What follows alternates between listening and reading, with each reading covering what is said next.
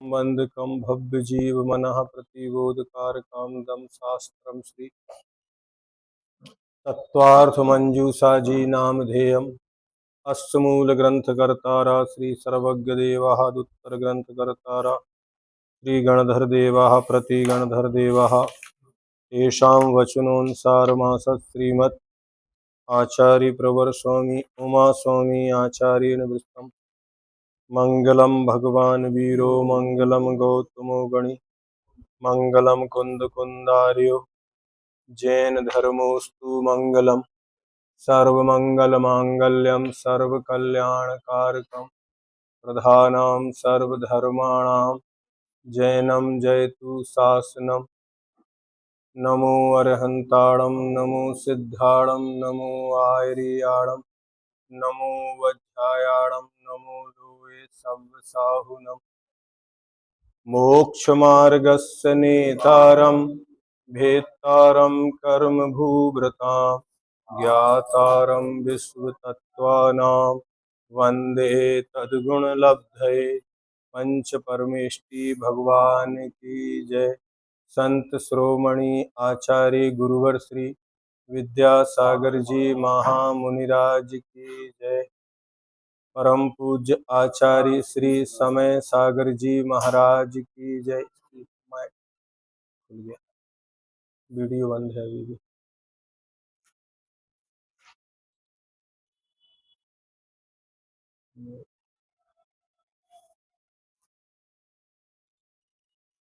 इसको खुल गया।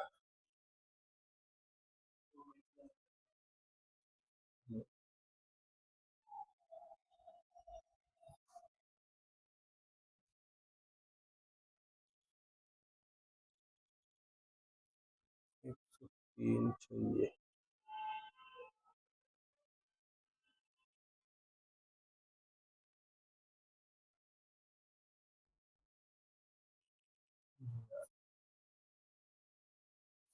परमेष्टि भगवान की जय। संत श्रोमणी आचार्य गुरुवर श्री विद्यासागर जी महामुनिराज की जय। परम पूज्य आचार्य श्री समय सागर जी महाराज की जय। वंदनीय आरिका माँ श्री विज्ञानमती माता जी की जय। तत्वार्थ मंजूषा प्रश्न नंबर 102 अध्याय 1 सूत्र नंबर 16। मति ज्ञान के 4 भेद सूत्र नंबर 15 में किए गए थे। अवग्रह, ईहा, अवाय और धारणा। अब मति ज्ञान के विशेष भेद अथवा 12 प्रकार के पदार्थ जिनको मति ज्ञान जानता है। आपको आवाज आ रही है?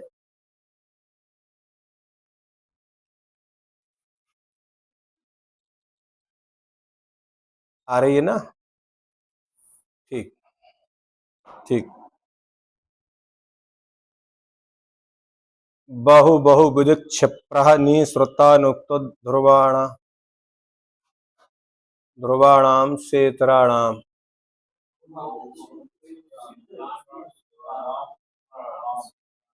बहु बहुविध क्षिप्रः निःसृतानुक्त ध्रुवाणाम सेतराणाम।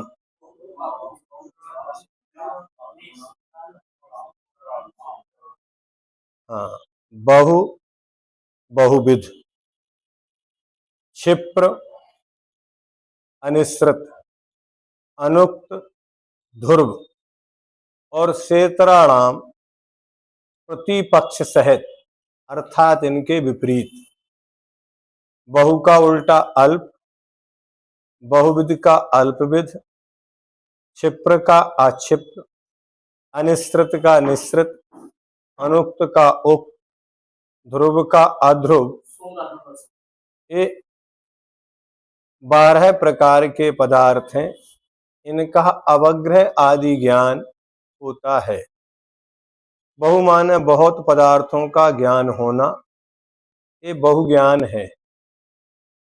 बहुविध, बहुत प्रकार के पदार्थों का, देखो, बहुत पदार्थों का और बहुत प्रकार के पदार्थों का ज्ञान होना बहुविध ज्ञान है। क्षिप्र, शीघ्र ही जान लेना, ये क्षिप्र है। अनिश्रित, वस्तु के कुछ भाग को देखकर पूरा वस्तु का ज्ञान होना, ये अनिश्रित ज्ञान है। अनुक्त, बिना कहे अभिप्राय से ही जानना, कोई व्यक्ति आया, उसने कुछ कहा नहीं, लेकिन आप समझ गए ये किस लिए आया है, तो बिना कहीं आपने वो वस्तु उसको दे दी। ध्रुव, यथार्थ को ध्रुव कहते हैं, जो स्थिर है। अल्प, अल्प पदार्थों का ज्ञान होना अल्प है। अल्पविध, अल्प प्रकार के पदार्थों का ज्ञान होना, ये अल्पविध है। अक्षिप्र, धीरे धीरे जानना, अक्षिप्र है। निश्रित, पूर्ण वस्तु को देखकर जानना, ये निश्रित है। उक्त, मुख से कहने पर जानना, उक्त है।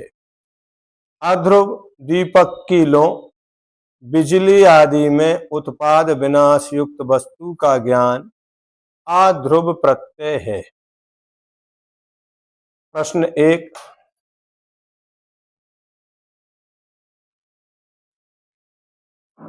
इस सूत्र का अवतार क्यों हुआ?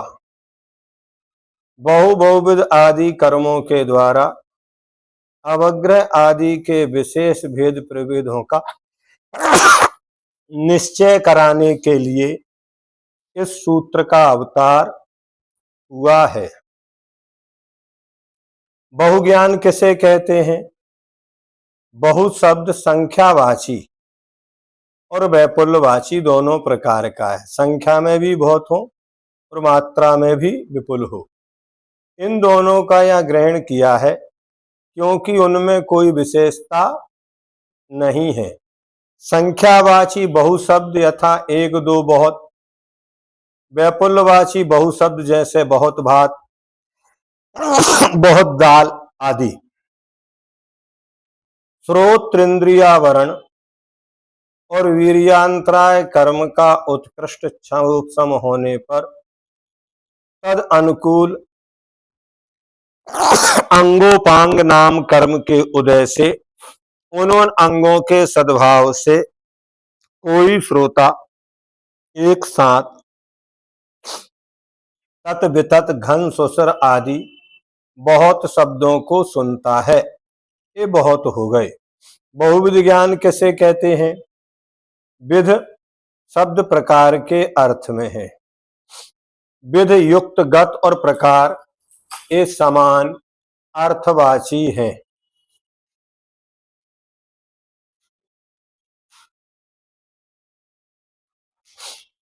बहुविध, बहुत प्रकार वाले पदार्थ का ज्ञान बहुविध ज्ञान है।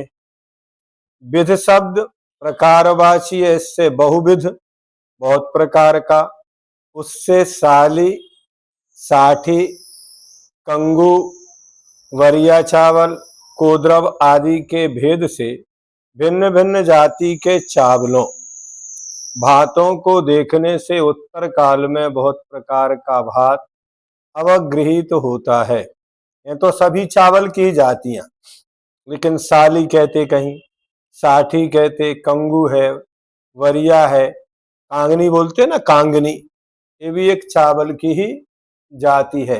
लगा है ना, उसमें भी अटैच है, तो चावल की जाति है।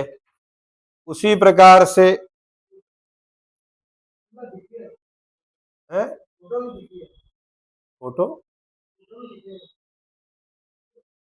का दिक्कत है ना।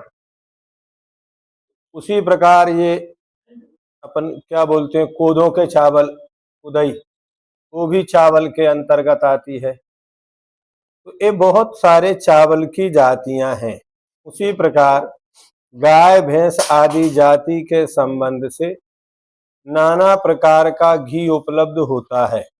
गाय का घी, भेड़ का घी, बकरी का घी, भैंस का घी, तो इसलिए बहुत प्रकार का घी ऐसा अवग्रह होता है।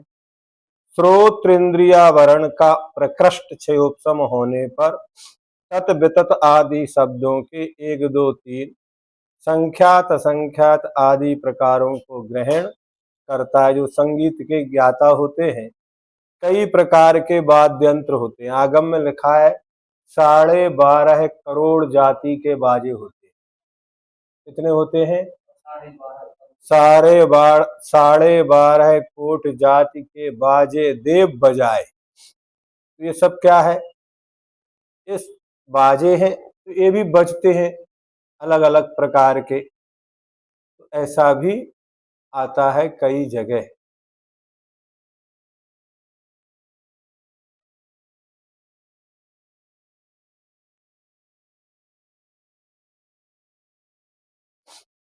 आवाज आ रही है? हाँ हाँ हाँ, ठीक ठीक। बहु और बहुविध ज्ञान में क्या अंतर है? बहु और बहुविध में एक प्रकार और नाना प्रकार कृत विशेषता है। जैसे कोई बहुत से शास्त्रों की मौलिकता से, अविशेषता से सामान्य रूप से अर्थ की व्याख्या करता है, और दूसरा कोई उन्हीं बहुत से शास्त्रों की परस्पर अतिशय अनेक युक्तियों के द्वारा और अनेक विकल्पों से अनेक प्रकार के अर्थों की व्याख्या करता है। उसी प्रकार तत् वितत आदि शब्द के ग्रहण करने में अविशेषता होने पर भी एक दो तीन चार संख्यात संख्यात अनंत गुण परिणत तत् आदि शब्दों का जो जीव भिन्न भिन्न रूप से ग्रहण होता है, वह बहुविध का ग्रहण है। और तत् वितत आदि शब्दों का सामान्य रूप से ग्रहण होता है, वह बहुग्रहण है। बहु और बहुविध में एक प्रकार और नाना प्रकार की अपेक्षा अंतर है, अर्थात बहु में प्रकार भेद इष्ट नहीं है और बहुविध में प्रकार भेद इष्ट है। अल्प ज्ञान किसे कहते हैं?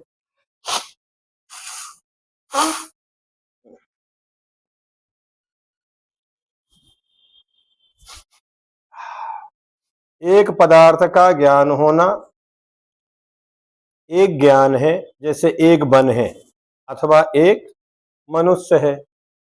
श्रोत्रेंद्रिय वर्ण कर्म के अल्प क्षयोपम से परिणत आत्मा तत् आदि एक या अल्प शब्दों को सुनता है, वह अल्प है।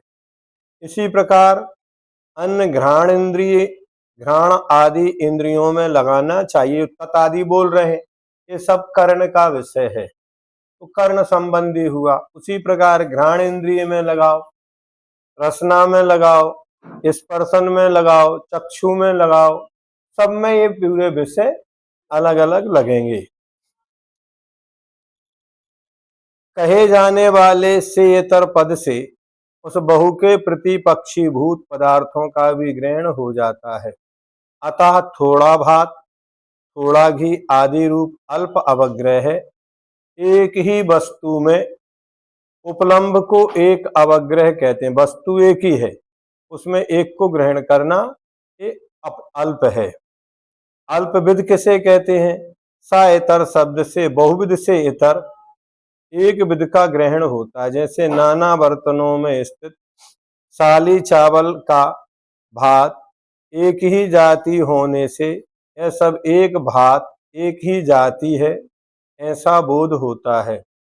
इसी प्रकार बहुत भाजनों में रखा हुआ एक जाति की गाय का घी एक विध कहलाता है। बर्तन कितने भी रख लो, कितनी भी बाल्टियों में पानी भरो, लेकिन अगर कुएं का पानी है तो वह कुएं का कहलाएगा, नल का है तो नल का कहलाएगा, सोलह का है तो सोलह का कहेंगे। एक जैसा है, लेकिन ये नल का है, ये कुएं का है, तो ये क्या हो गया? बहुविध हो गए। तो ऐसे भेद उसमें पाए जाते हैं। हाँ,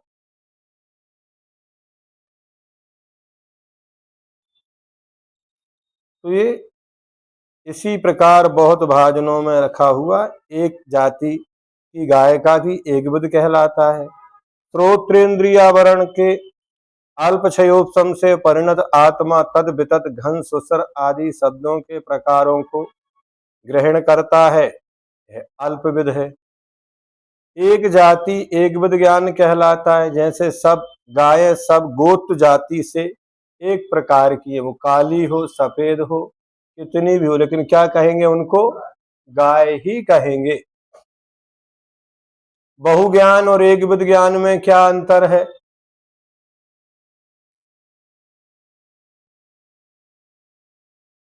नाना जाति के एक एक पदार्थ को एकत्र कर जो बहुत पदार्थों का ज्ञान होता है वह बहु ज्ञान है, एवं एक ही जाति के जो अनेक पदार्थों का ज्ञान होता है वह एक विद।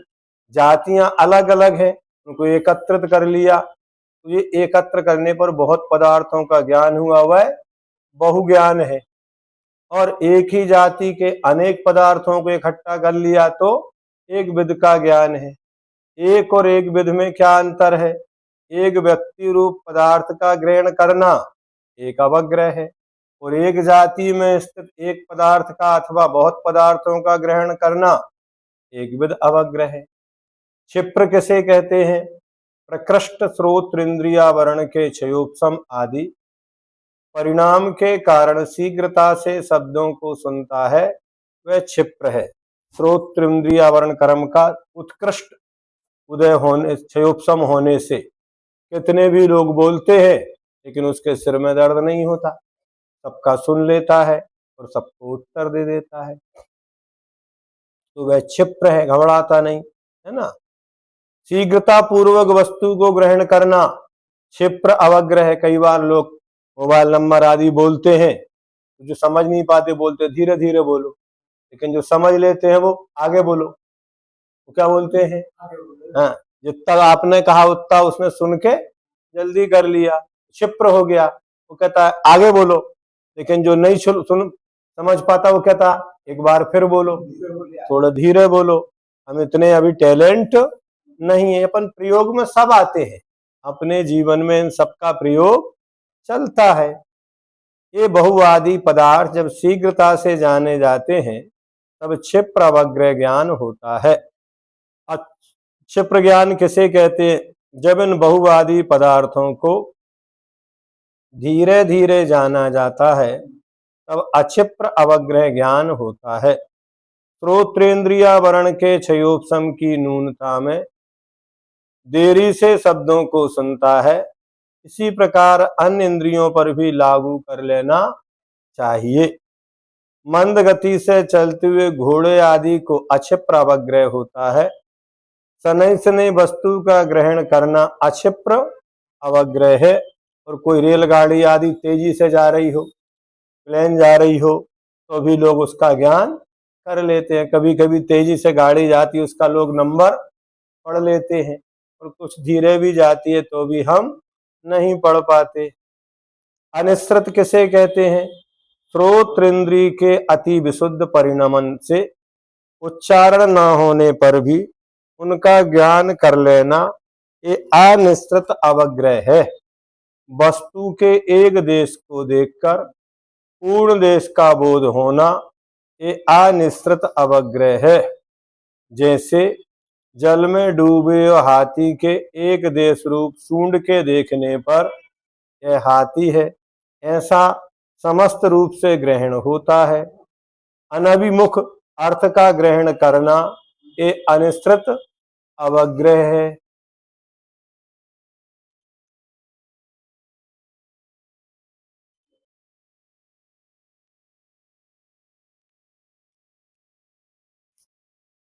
अथवा उपमान उपमेय भाव के बिना ग्रहण करना अनिश्रित अवग्रह है। वस्तु के एक देश का अवलंबन करके पूर्ण रूप से वस्तु को ग्रहण करने वाला वस्तु के एक देश अथवा समस्त वस्तु का अवलंबन करके वहां अविद्यमान अन्य वस्तु को विषय करने वाला भी अनिश्रित प्रत्यय है। तालाब में जलमग्न हस्ती की सूंड को देखने पर पूरे का ज्ञान होना, अथवा किसी स्त्री का मुख देखने पर चंद्रमा का या इसका मुख चंद्रमा के समान है ऐसी उपमा का ज्ञान होना, अथवा गवय को देखकर गाय का ज्ञान होना, ये सब अनिश्रित अवग्रह है। निश्रित किसे कहते हैं? तो क्षयोपशम की न्यूनता में पूरे रूप से उच्चारित शब्द का ही ज्ञान करना ये निश्रित अवग्रह है। अभिमुख अर्थ का ग्रहण करना ये निश्रित अवग्रह है, अथवा उपमान उपमेय भाव के द्वारा ग्रहण करना निश्रित अवग्रह है। जैसे कमल दल नैना, समस्त अवयवों को देख लेने पर जो ज्ञान होता है वह निश्रित कहलाता है। अविर्भाग के अवलंबन से अनालंबित पर भागादिकों के होने वाले ज्ञान को अनुमान ज्ञान ही कहना चाहिए। प्रश्न है क्या?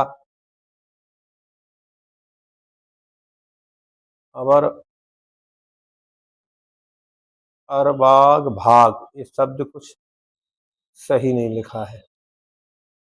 क्यों? हाँ, ये प्रश्न जो लिखा है ना,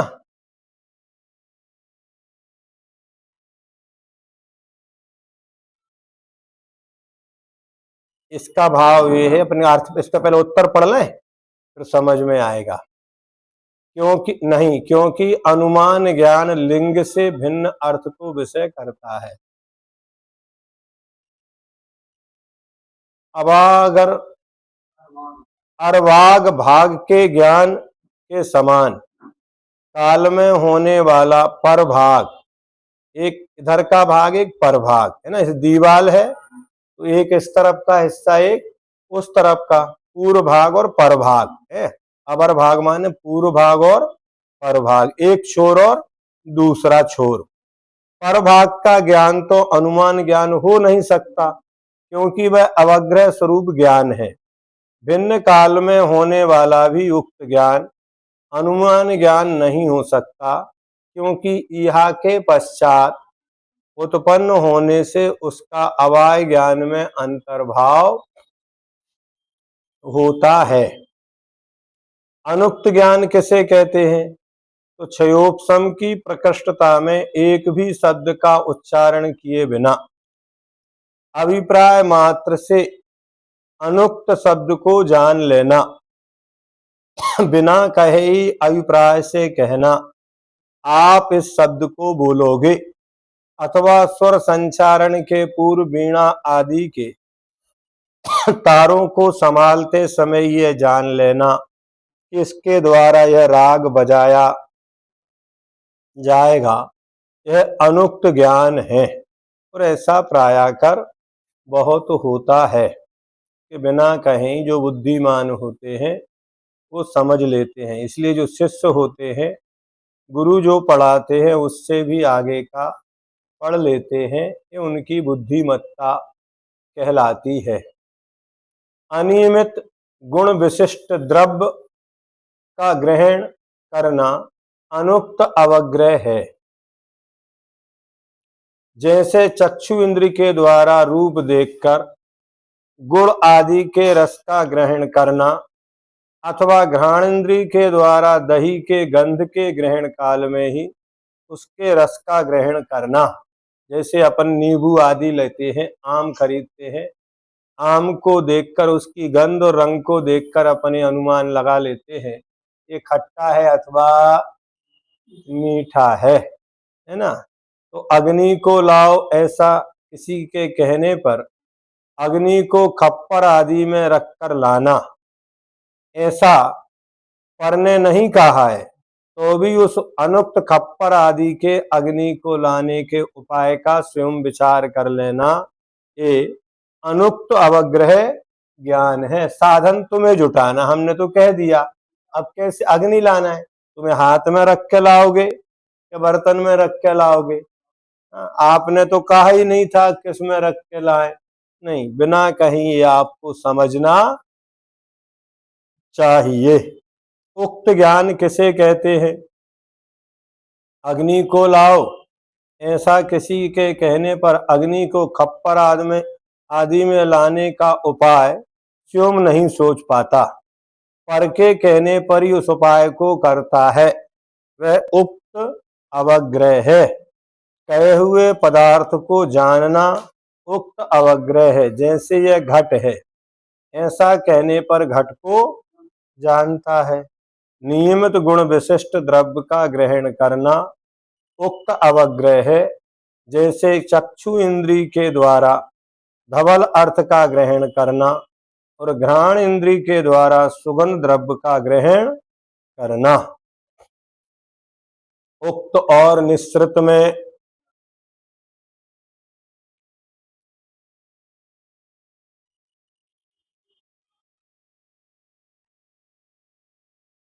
क्या विशेषता है? परोपदेश पूर्वक शब्दों का ग्रहण उक्त है। जैसे यह गाय है, ऐसा शब्द सुनकर गो का ज्ञान होता है। और अपने आप गाय को देखकर गाय का ज्ञान होना, ये निश्रित है। उक्त और निश्रित में कोई विशेषता नहीं है, ऐसा नहीं कहना चाहिए, क्योंकि उक्त प्रत्यय निश्रित और अनिश्रित दोनों रूप है। अतः उसका निश्रित के साथ एकत्व होने का विरोध है। ये सारे के सारे जो चर्चा है, ये 12 प्रकार के पदार्थ हैं। क्या है? और उन पदार्थों का ज्ञान होने से ज्ञान के 12 भेद हो गए। जैसे वैयावृत्ति करते हैं, तो वैयावृत्ति जिनकी करते हैं वे पात्र कितने प्रकार के हैं?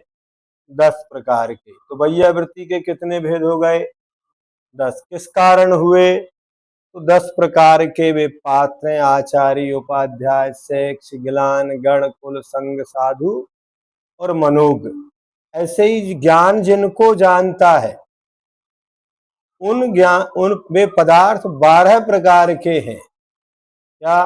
बहुविध, क्षिप्र, अक्षिप्र, निश्रित, अनिश्रित, एक विध, अनेक विध, उक्त, अनुक्त। ये सब क्या है? ये सब ज्ञान के भेद नहीं है। ये किसके भेद हैं?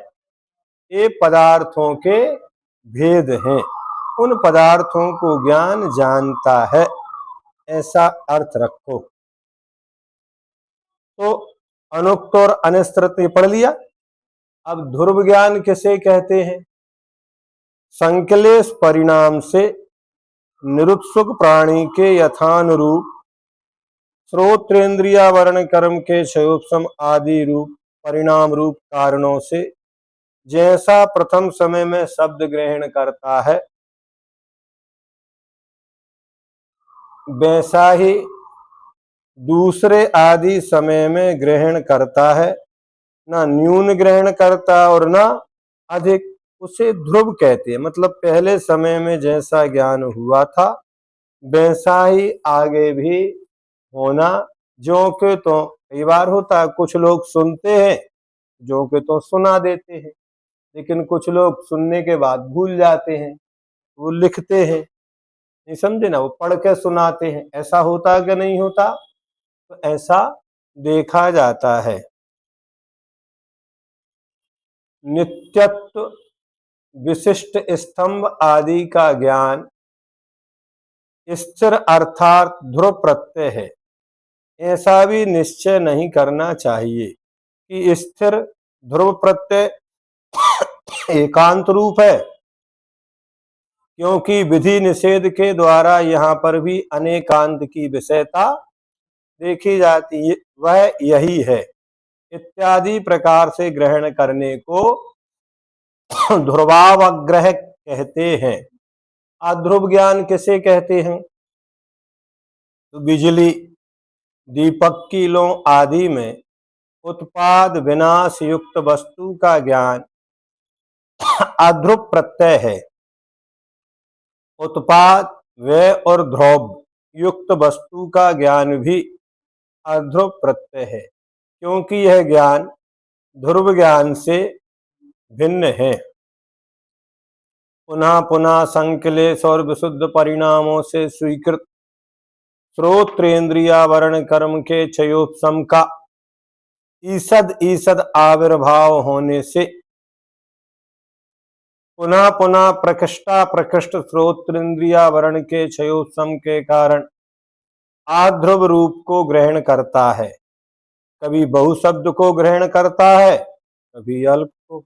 कभी एक विध रूप को, कभी एक रूप को, कभी क्षिप्र कभी अक्षिप्र, कभी निःसृत कभी अनिःसृत, कभी अनुक्त कभी उक्त को ग्रहण करता है, इसलिए इसको अध्रुव कहते हैं। कोई स्थिरता इसमें नहीं है।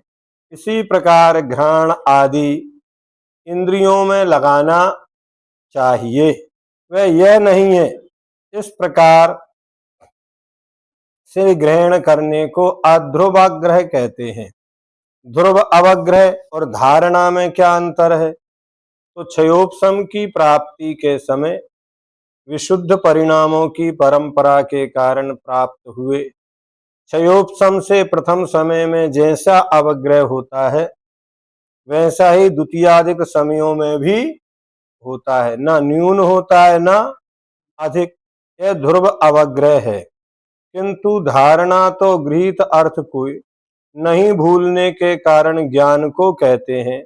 अतः ध्रुवावग्रह और धारणा में बड़ा अंतर। ध्रुवावग्रह पदार्थ का है और धारणा ज्ञान का भेद है। मति ज्ञान के जो भेद है उनका भेद है। सूत्र में बहुवादी को प्रधानता से एवं अल्पादि को गौण रूप से ग्रहण क्यों किया है? तो बहुविध आदि ज्ञानों की प्राप्ति में ज्ञानावरण कर्म के विशिष्ट क्षयोपशम की आवश्यकता होती है एवं बहुवादी का ज्ञान हो जाने पर अल्पविध आदि ज्ञानों को प्राप्त करने में सुगमता हो जाती है। इसलिए सूत्र में बहुवादी का मुक्तता से एवं अल्पादि का गौण रूप से ग्रहण किया है। अनिश्रित और अनुक्त शब्दों का अवग्रह आदि रूप ज्ञान कैसे होता है? तो अनिश्रित और अनुक्त शब्दों का अवग्रह आदि रूप ज्ञान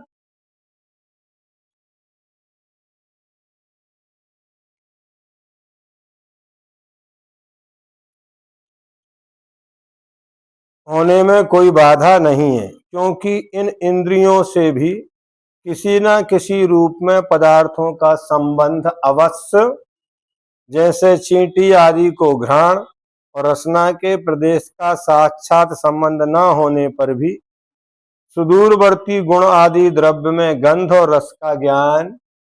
चींटियां आती कि नहीं आती? तो किससे आती हैं? गंध के कारण, क्योंकि वहां अत्यंत सूक्ष्म जिन्हें हम देख नहीं सकते ऐसे गुण आदि द्रव्यों के अवयवियों के साथ पिपीलकादि की घ्राण और रसना इंद्री में किसी भी अन्य पदार्थ के बिना प्रवृत्ति हो जाती है। अर्थात सूक्ष्म गुण के अवयवों का चींटी आदि की इंद्रियों के साथ जैसे संबंध हो जाता है, वैसे ही अनुक्त और अनिश्चित का भी ज्ञान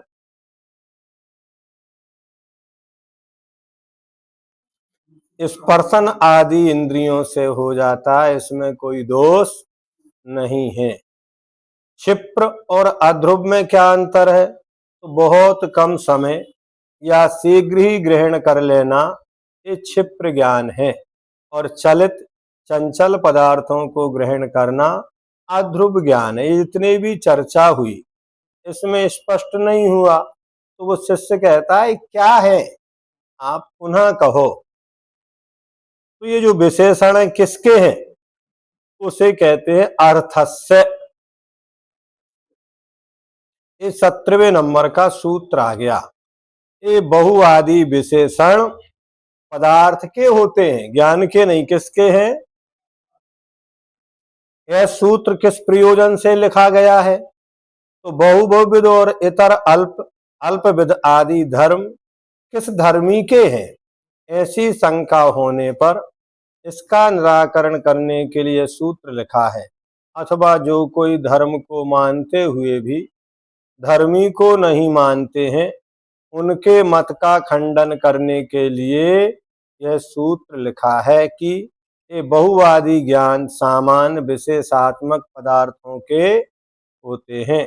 यद्यपि बहुवादिक अर्थ ही है, तो भी अन्यवादियों की कल्पना का निराकरण करने के लिए अर्थस्य सूत्र कहा है। कितने ही प्रवादी मानते हैं कि रूपादि गुण ही इंद्रियों के साथ संबंध को प्राप्त होते हैं, अतः उन्हीं का ग्रहण होता है। किंतु उनका ऐसा मानना ठीक, क्योंकि वे रूपादि गुण अमूर्त हैं, अतः उनका इंद्रियों के साथ संबंध नहीं हो सकता।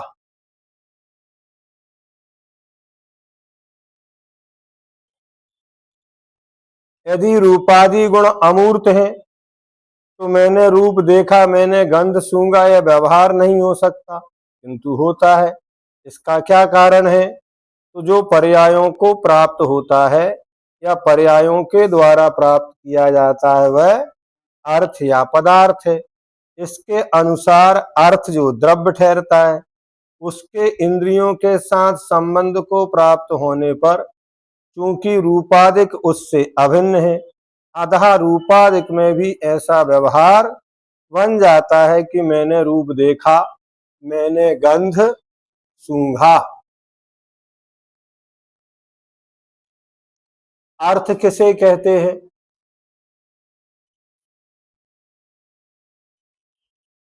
जो अंतरंग एवं बहिरंग निमित्त के कारण से उत्पत्ति के प्रति तत्पर स्वकीय पर्यायों को प्राप्त होता है। एक अंतरंग कारण और एक बहिरंग, इनके निमित्त से उत्पत्ति के प्रति तत्पर, नहीं समझे? प्रत्येक द्रव्य प्रति समय परिणमनशील है, वो तत्पर है तो ही उसमें पर्याय उत्पन्न होती हैं। वह पर्यायों के द्वारा प्राप्त किया जाता है, उसे अर्थ कहते हैं, और वह अर्थ ही द्रव्य है। प्रकृति में सृजन अपने आप चलता है, हमें लगता है कि हम इसको परिणमन करा रहे हैं, नहीं, प्रत्येक द्रव्य प्रति समय परिणमनशील है, तत्परता के साथ, नहीं समझे ना? ना तो उस परिणमन को कोई करा सकता है और ना रोक सकता है, यही उनका स्वभाव है। सूत्र में अर्थ पद का ग्रहण क्यों किया है? अर्थ का ग्रहण गुण ग्रहण की निवृत्ति के लिए है। नैयायिक कहता है कि रूपादि गुण ही इंद्रियों के द्वारा गृहीत होते हैं, इसलिए रूपादि गुणों का ही ग्रहण मानना चाहिए और कोई दूसरा द्रव्य नहीं है। तो नैयायिक के इस मत का निराकरण करने के लिए अर्थस्य एक अकेले गुण ग्रहण नहीं करते, पदार्थ को ग्रहण करते हैं, यह कहा गया, क्योंकि अमूर्तिक रूपादि गुणों का इंद्रियों से संबंध नहीं हो सकता। पंचेंद्रिय के विषय रूप पदार्थ होने पर ही मति ज्ञान उत्पन्न होता है, अतः अर्थस्य षष्ठी विभक्ति ना होकर अर्थे यह सप्तमी होना चाहिए। व्याकरण का प्रश्न है, ऐसा नहीं कहना चाहिए, यह एकांत नहीं है कि पदार्थ के होने पर ज्ञान होता है, क्योंकि अवनी तल यानी भवन तलघर में संभूत, उसी में वृद्धिंगत बालक के घट के सामने रहने पर भी घट या घट संबंधी रूपादि मति ज्ञान का अभाव है। किसी बालक को गुप्त रीति से पाला गया तो उसका क्या होगा? अथवा यह भी एकांत नहीं है कि अधिकरण का सत्य होने से सप्तमी विभक्ति का प्रसंग हो, क्योंकि यहाँ सप्तमी की विवक्षा नहीं है, जबकि विवक्षा के अनुसार ही कारक होते हैं। बहुआदि के साथ सामान्य अधिकरण होने से बहुवचन होना चाहिए, ऐसा नहीं कहना चाहिए। बहुआदि के साथ अर्थ का संबंध नहीं करना चाहिए, अपितु अवग्रह के साथ अर्थ का संबंध करना चाहिए। अर्थ के विशेषण के लिए बहुआदि का ग्रहण करना चाहिए, अथवा सर्व के ही अर्यमाणत्व होने से अर्थपना है, अथवा अर्यते इति अर्था, अर्यते गम्यते ज्ञान विषय क्रियते इति अर्था, जो जाना जाता है, ज्ञान का विषय किया जाता है, वह अर्थ है। बहुवादी सभी ज्ञान के विषय होने के कारण अर्थ हैं, अतः जाति की प्रधानता से निर्दिष्ट होने से अर्थस इस प्रकार एक वचन का निर्देश किया, अथवा प्रत्येक के साथ संबंध होने से एक वचन का निर्देश है, अथवा बहुवादी एक से एक वचन वाले अर्थ का संबंध कर लेना चाहिए। जैसे बहुअर्थ का अवग्रह बहुविध अर्थ का अवग्रह आदि। आज का विषय इतना ही रखें। जावानी के ज्ञान